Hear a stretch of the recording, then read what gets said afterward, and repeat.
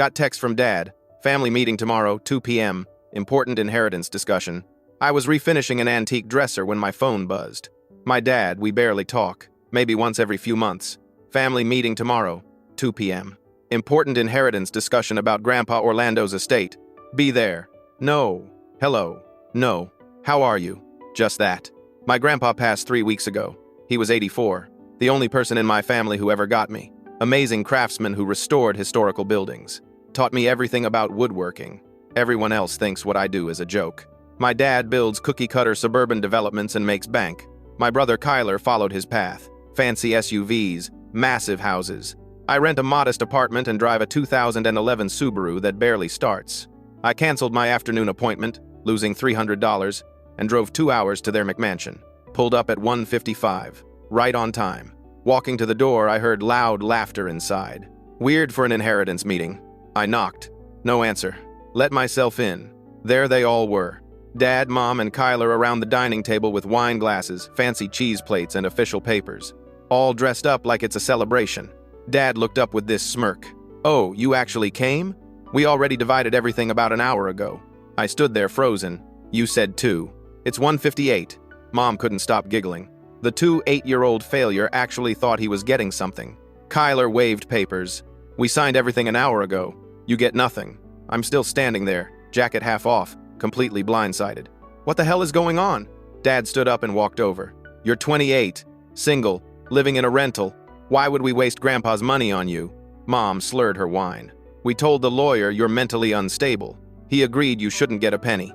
Then my brother threw a breadstick at me. "Here's your inheritance, bro." They all exploded, laughing. Something snapped inside me. What did I do to deserve this? Because I chose a different path. Dad got in my face. "You were always the family disappointment. Now it's official. You're worth 0. Mom pointed her wine glass at me. "Don't contact us about money ever again.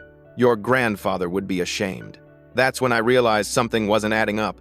Grandpa and I were close, really close. He used to tell me I was the only one who understood craftsmanship, the only one who cared about building something that would last. The others just saw dollar signs. So, I smiled at them. Not the reaction they expected. "You'll regret this sooner than you think," I said, and walked out. Driving home, my phone blew up. "How dare you threaten? You ungrateful." I ignored them all. Here's what they didn't know. 6 months ago, Grandpa asked me to come to his workshop alone.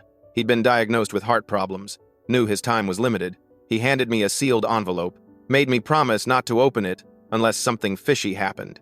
He said he didn't trust my dad to handle things properly. That night, I opened it. Inside was a letter explaining he'd created a second official will with his attorney, Maxine. There was a sealed copy and her business card with her cell written on back. Turns out Grandpa knew exactly what kind of people they were. He'd seen how they treated me over the years. The constant put-downs, the loans they pressured him for, how they mocked my lifestyle while living beyond their means. My family always resented me because I was Grandpa's favorite. Maxine explained that Grandpa's most valuable asset wasn't money. It was the historical Victorian house he'd spent 30 years restoring. Worth $3.2 million. It was deeded to me 5 years ago. My family had no idea. I drove there immediately and found construction crews surrounding the property. My dad had hired them, giving them my brother's forged authorization to demolish it tomorrow morning to build cheap condos. I pulled up and there were like 6 trucks parked along the street, orange cones everywhere. A crew of guys in hard hats measuring the front porch with demolition equipment already staged on the lawn. My heart was literally pounding out of my chest. I jumped out of my Subaru and ran straight to the guy who looked like he was in charge. He was this older dude with a clipboard, marking something on a site plan. "Hey," I said, trying to catch my breath. "You can't do this. This is my property." He didn't even look up. "Yeah, okay, buddy. We got authorization from the owner's son.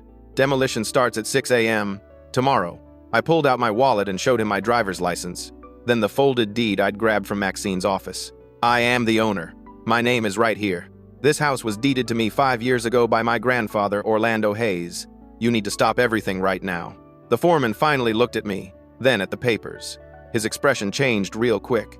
He grabbed his phone and stepped away, calling someone.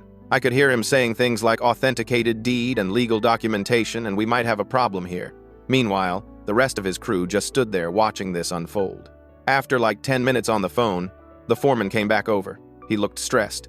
"My company's legal team is verifying this right now. If what you're saying is true, We're shutting this down immediately. It is true, I told him. My grandfather spent 30 years restoring this house. My family tried to cut me out of the will and forge documents to demolish it. Check the deed date. 5 years ago. Long before my grandpa died.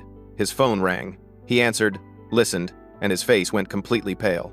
Okay, yeah, understood. He hung up and turned to his crew. Pack it up. Everything. We're done here. There's a legal issue with the property ownership.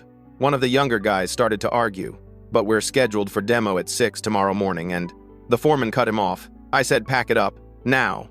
This deed is legitimate and dated 5 years back. This guy is the legal owner. If we touch this property, we're liable for millions in damages. I watched them load everything back onto the trucks. The relief was insane, but I knew this was just the beginning. My family wasn't going to let this go. As the last truck pulled away, I called Maxine. It was 9 p.m., but she picked up immediately. They tried to demolish it, I told her. They had crews here with authorization from my brother. Forged documents. Maxine didn't even hesitate. I'm coming now. Don't leave that property. We're filing an emergency injunction tonight.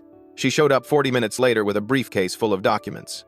We sat on the front porch steps under the old gas lamp Grandpa had restored, and she explained everything. The original will that my dad and his lawyer handled. That was mostly just Grandpa's savings and some personal items. Nothing major. But this house, the real asset, Grandpa transferred to you through a separate deed years ago specifically to protect it. She pulled out paperwork showing the chain of title going back decades. Then the transfer deed with Grandpa's signature from 5 years ago, witnessed and notarized properly. This is ironclad, she said. Your family can't touch it. But the fact they tried to demolish it using forged documents, that's criminal fraud. We need to file a police report too, I said. Absolutely. But first, the injunction. She was already on her laptop, drafting the emergency court filing right there on the porch steps. She submitted it electronically at 10:47 p.m. By midnight, we had a temporary restraining order preventing anyone from touching the property. That's when headlights pulled into the driveway. My dad's black Cadillac Escalade, followed by Kyler's silver BMW. Oh, great, I muttered. Maxine looked up from her laptop. Want me to handle this? No, I said. I got it. My dad got out first, slamming his door so hard I thought it might fall off. Kyler followed, and they both stormed up the walkway. My dad was literally shaking with rage. What the hell did you do? He shouted. How did you stop the demolition? I stood up, deed in hand. This house is mine. Has been for 5 years. Grandpa gave it to me because he knew exactly what you'd do with it. That's impossible, Kyler said, but his voice cracked a little. Dad said Grandpa left everything to the family estate. I held up the deed. Read it. Transferred to me. Notarized. Filed with the county 5 years ago. You never checked. You just assumed you could forge some papers and demolish it for a quick flip. My dad's face turned red. He looked at Maxine. Who the hell are you? She stood up, brushing dust off her pants. Maxine Ward, estate attorney. I handled your father's second will. The real one. The one where he explicitly stated his wishes regarding this property and his grandson. There is no second will, my dad spat. Maxine smiled. Actually, there is. Filed with probate court 3 weeks ago, and the emergency injunction I just filed includes documentation of your attempted fraud. My dad took a step toward me. You manipulated him. You poisoned his mind against his own son. I laughed. Are you serious right now? You poisoned your relationship with him. All those loans you never paid back? All the times you pressured him to sell this place. He kept journals, Dad. I found them. That's when Kyler jumped in. Okay, look, maybe we can work something out here. Dad, maybe we just... My dad cut him off. We already took out a loan against this property. $500,000. We were going to sell it for $3.2 million and pay off the loan plus our debts. My jaw dropped. You took out a loan on property you don't own? Kyler looked at the ground. The documents were notarized and everything. It was official. Maxine stepped forward. Who notarized them? My dad hesitated. A guy we know. Someone who does this kind of work. So you committed fraud, Maxine said flatly. You forged ownership documents, created a fake notarization, and secured a loan using property that belonged to someone else. That's multiple felonies. The color drained from my dad's face. Look, we can fix this. We can pay you. Just let us sell the house, pay off the loan, and we'll split what's left. I shook my head. This house isn't for sale. Ever. Grandpa spent 30 years making it perfect. I'm not letting you tear it down for cheap condos. My dad's expression shifted to something desperate. You don't understand. We need this money. The company is drowning in debt. We're going to lose everything. Should have thought about that before you gambled on something that wasn't yours, I said. Maxine pulled out her phone. I'm calling the police. This is attempted property theft, fraud, and forgery. They need to document this now. My dad grabbed Kyler's arm. Let's go. We'll handle this legally. They left. But as Kyler was getting in his car, he turned back and gave me this look. Pure hatred. Like I'd just ruined his entire life. Good, I thought. Maybe now you'll know how I felt walking into that dining room. The next morning, I went straight to the police station, filed a formal report for fraud, forgery, and attempted property theft against both my dad and Kyler. The detective handling it was this older guy named Officer Brennan. He took detailed notes, made copies of all the documents, and said they'd open an investigation immediately. Your family is facing serious charges here, he told me. This isn't like shoplifting. This is coordinated fraud involving substantial amounts of money and property. I know, I said. I want them held accountable. He nodded. We'll be in touch. I left the station and my phone started ringing before I even got to my car. My mom, I didn't answer. She called 6 more times. Then texts started flooding in. Please call me. We need to talk. This is all a misunderstanding. Don't ruin your family over money. I ignored them all. But then she showed up at my apartment that afternoon. I heard the knock and looked through the peephole. There she was, dressed nice, holding a Starbucks cup like we were about to have a casual chat. I opened the door but didn't invite her in. What do you want? She tried to smile, but it looked forced.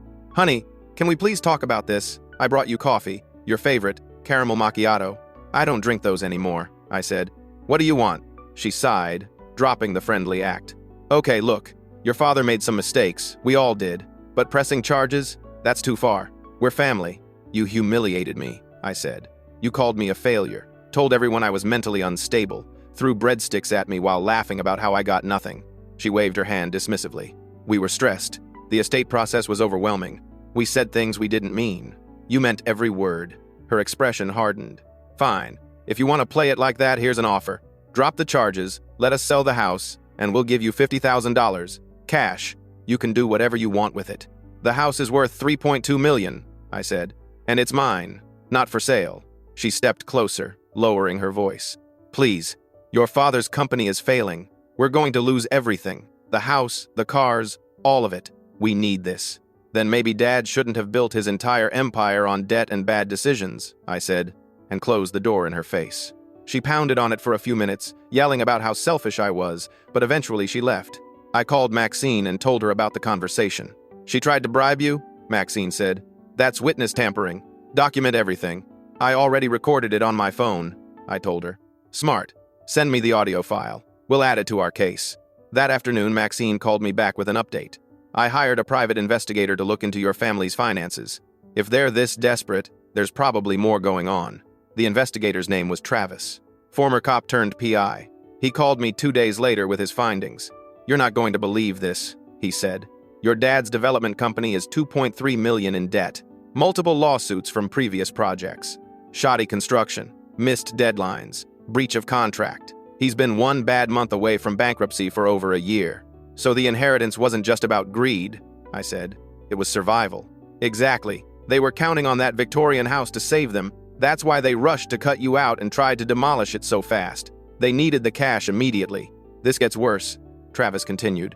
The bank that issued them the $500K loan using the forged documents, they've already figured out something's wrong. They're demanding full repayment within 30 days, or they're seizing your dad's company assets. How did you find all this out? Public records, court filings, some insider contacts at the bank. Your family's financial situation is basically public at this point. They've tried to hide it, but everything's falling apart. I sat there processing this. My family wasn't just greedy, they were desperate, drowning, and they saw Grandpa's house as their only life raft. Part of me almost felt bad, but then I remembered that dining room, the laughter, the breadstick. You're worth zero. 2 weeks later, things escalated. I was at the Victorian house at 3 a.m. and couldn't sleep, so I'd been working on sanding the dining room floor. My phone buzzed with a security alert. I'd installed cameras all around the property after the construction crew incident. The exterior camera at the back door showed someone in a hoodie using bolt cutters on the lock. I pulled up the live feed and my stomach dropped. Kyler. I could see his face clear as day under the motion-activated floodlight. He got the door open and went inside. The interior cameras tracked him going straight for the dining room where Grandpa's original chandelier hung, worth about $40,000. Antique crystal. imported from France in 1887. I called 911 immediately. Someone's breaking into my property right now. I have it on camera. They're trying to steal a valuable chandelier. The operator kept me on the line while dispatching officers. Stay where you are, sir. Don't confront the intruder. I'm not even there, I told her. I'm watching this on my phone from my apartment. Officers arrived 6 minutes later. By then, Kyler had gotten the chandelier partially down but couldn't carry it. Too heavy. The cops found him in the dining room holding a screwdriver, standing on Grandpa's antique table. They arrested him on the spot. Breaking and entering, attempted theft, violating a court protection order, the officer told me over the phone afterward. He's being booked now. We have all your camera footage as evidence. The next morning, I drove to the Victorian house to assess the damage. The back door lock was destroyed. The chandelier was half detached, hanging at an angle. But it wasn't broken. I could fix this. I spent 3 hours carefully securing it back in place properly, the way Grandpa had taught me. Maxine called while I was working. Your brother posted bail this morning. $5,000. He's out but facing serious charges. Mom paid the bail, I guessed. Probably. But here's the thing. The criminal case is strong. Clear video evidence, breaking and entering, attempted theft of a high-value item. He's looking at real consequences. That afternoon, my mom showed up at the house. I was on the front porch replacing the mailbox that had been damaged. She got out of her car and just stood there for a minute, staring at me. You really had your own brother arrested, she said. No warning, no chance to explain, just straight to jail. He broke into my property at 3 a.m.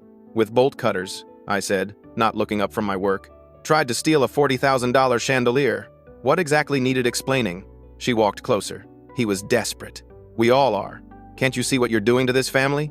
I finally looked at her. What I'm doing? You've spent my entire life treating me like garbage. Now that Grandpa gave me something valuable because he actually respected my work, you're all acting like I stole from you. She switched tactics again, her voice going soft. Your grandfather loved all of us. He wouldn't want this fighting. Then maybe you shouldn't have lied about me being mentally unstable, I said. Oh, and here's something interesting. I recorded you threatening me last week, saying you'd tell everyone I abused Grandpa and manipulated him. Her eyes went wide. You recorded me? Every word. Maxine has the file. It's evidence now. She was speechless for a few seconds. Then the anger came back. You ungrateful little snake. We raised you, fed you, gave you everything. You gave me nothing but criticism and mockery, I said. Grandpa was the only one who saw any value in me. That's why this house is mine and not yours. She got back in her car and peeled out, leaving tire marks on the street.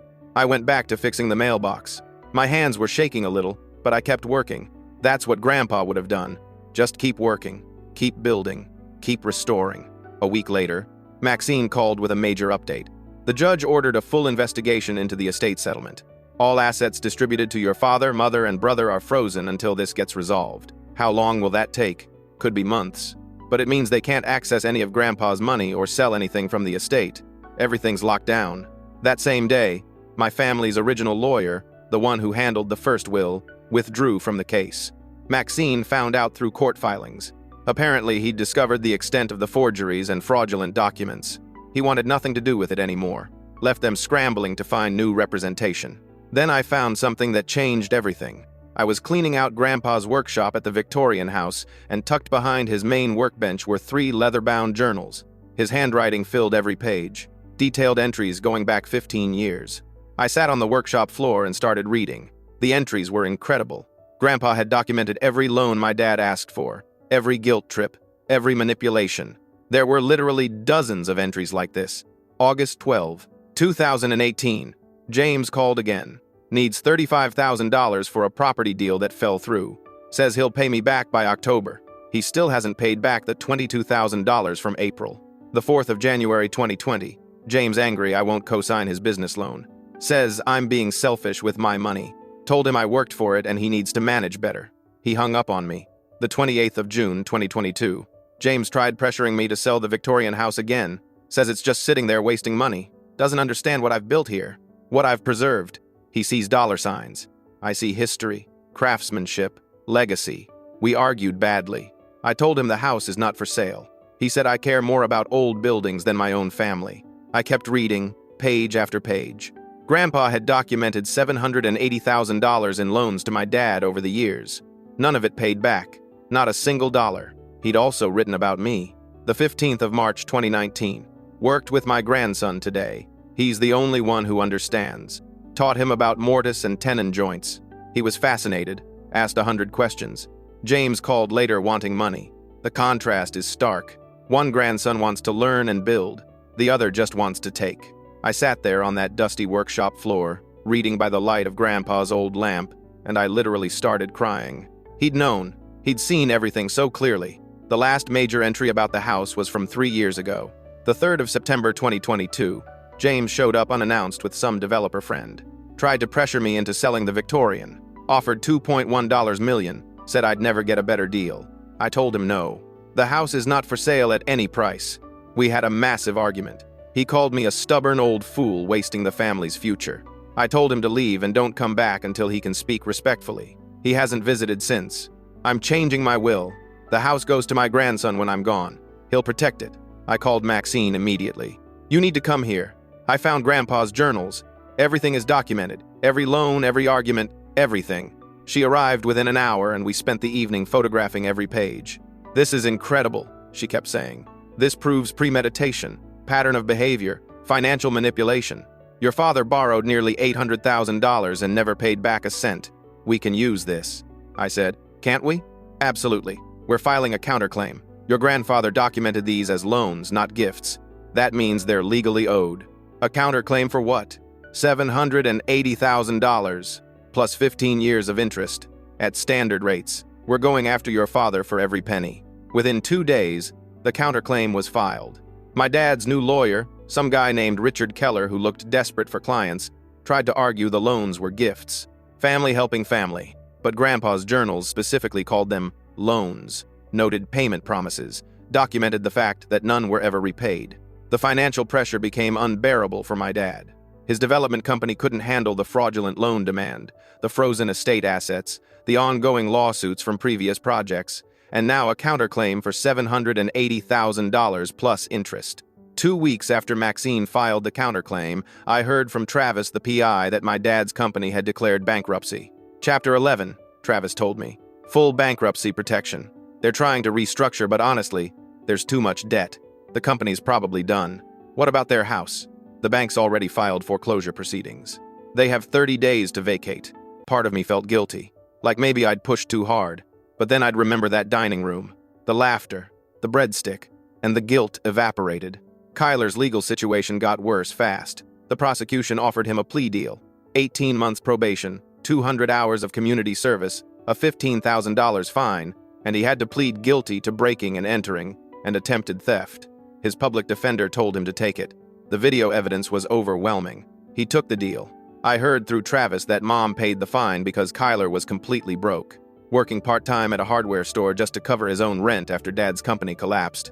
My mom made one final attempt to manipulate me. She showed up at my apartment again, this time with a photo album. Old family pictures, holidays, birthdays, vacations.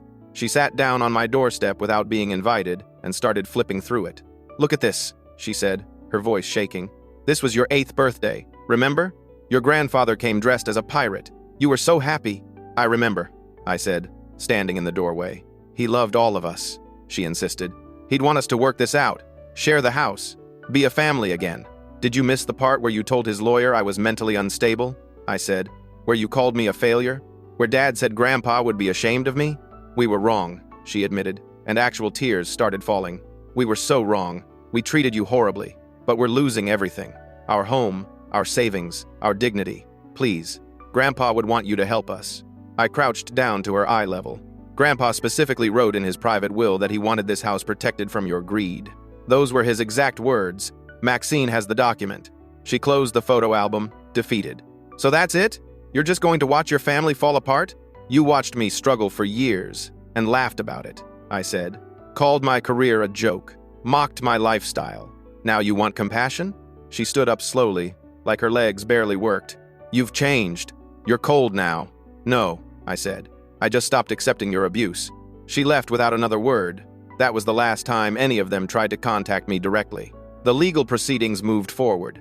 Maxine presented the full second will to probate court. It was like 15 pages long, incredibly detailed. Grandpa had written specific passages explaining his decisions. I leave my Victorian house and restoration fund to my grandson for the following reasons. He is the only family member who understands the value of craftsmanship. He has never asked me for money or treated me as a bank account.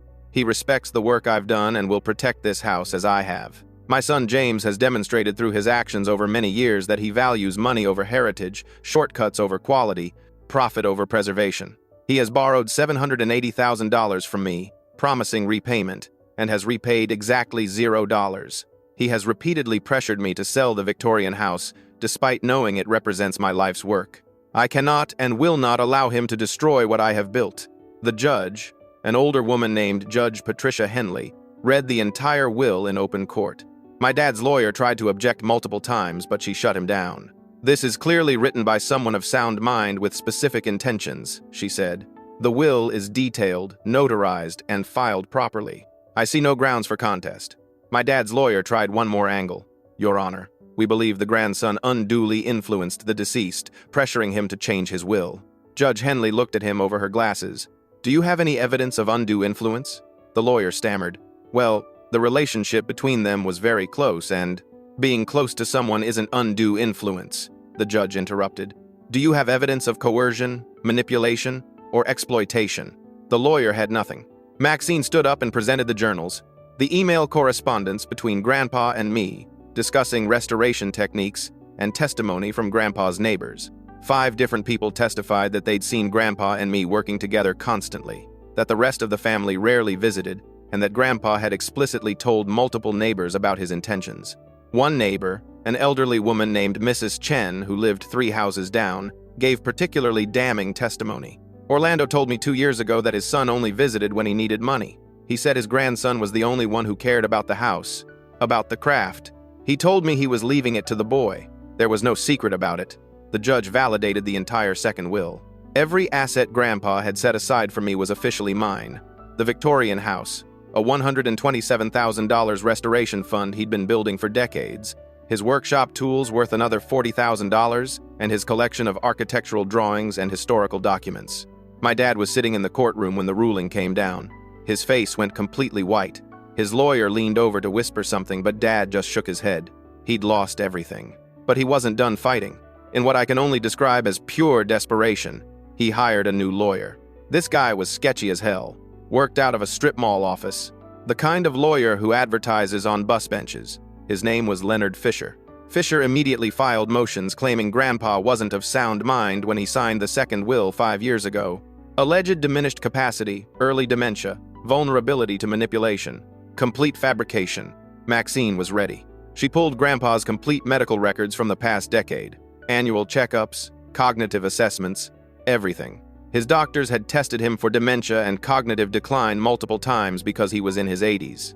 Every single test came back perfect. Clear mind, sharp memory, no signs of any mental impairment.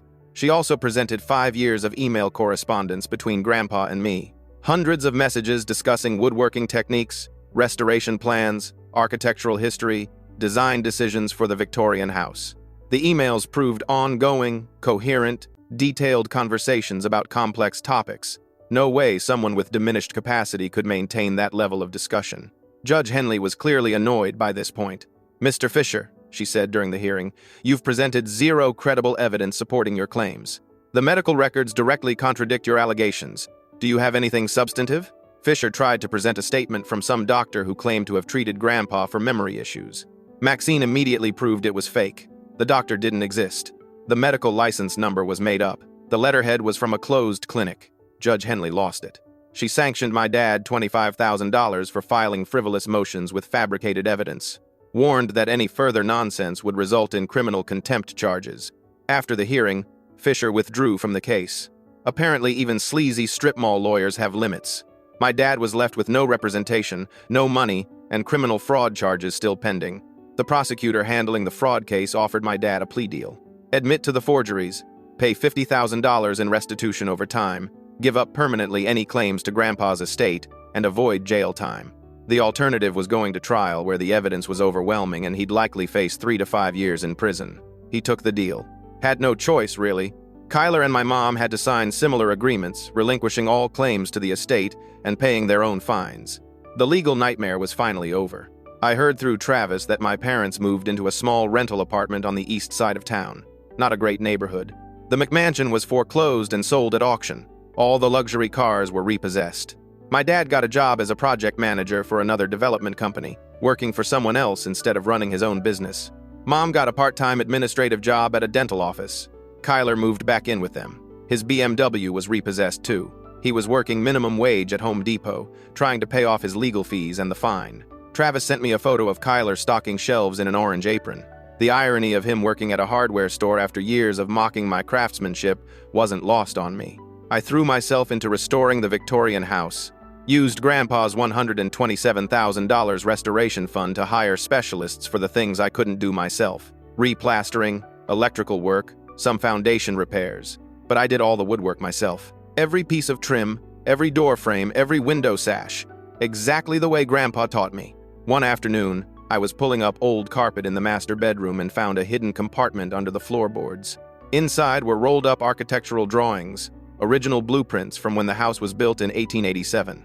There were also rare woodworking tools, some marked with the names of craftsmen from over a century ago. I spread the blueprints out on the floor and just studied them for hours. The level of detail was incredible. Every molding profile, every joint type, every decorative element was drawn by hand with precision. This was what Grandpa had been trying to preserve. This level of craftsmanship, care, and respect for quality. I called the local historical society and they sent over their preservation director, a woman named Anne. She took one look at the blueprints and original tools and basically freaked out. "These are incredible," she said. "Do you have any idea how rare these are?" Grandpa collected them over 30 years, I told her. He was obsessed with historical restoration. Anne spent the next 3 hours cataloging everything. By the time she left, she'd made me an offer. The Historical Society wanted to feature the Victorian house in their annual preservation tour. They'd also provide grant funding for additional restoration work and help document the entire process. 2 weeks later, I got approved for a $75,000 preservation grant. Between that and Grandpa's restoration fund, I had the resources to do the job right. I quit taking small furniture, refinishing jobs, and focused entirely on the house.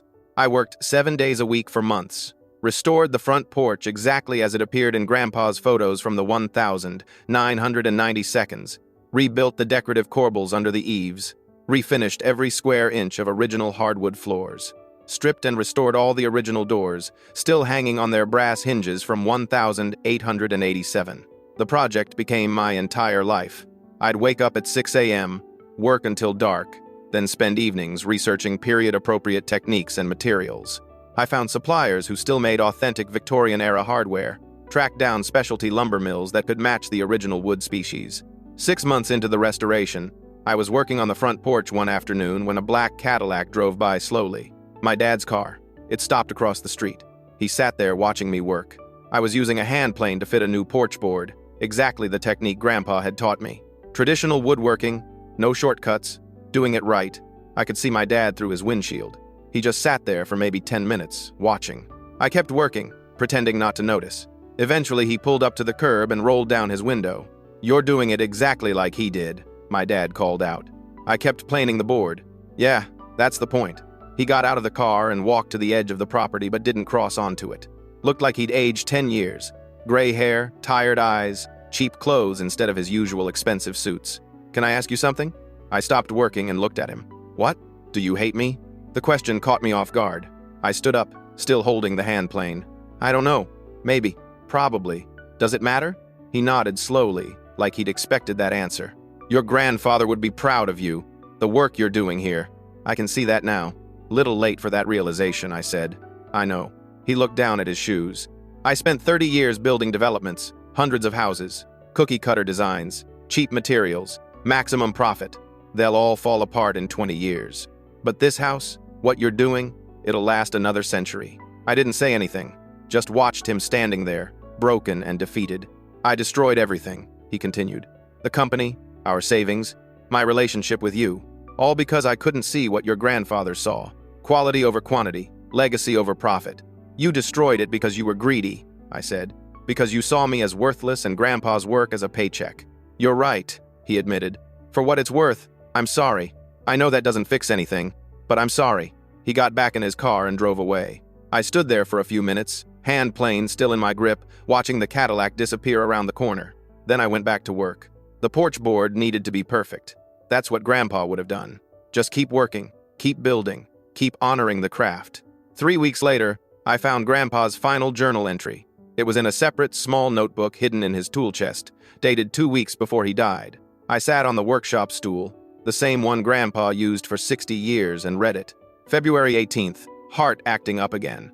Don't have much time left, I can feel it. Saw my grandson yesterday working on a reproduction Chippendale chair. The dovetails were perfect, tight, beautiful work. I taught him well.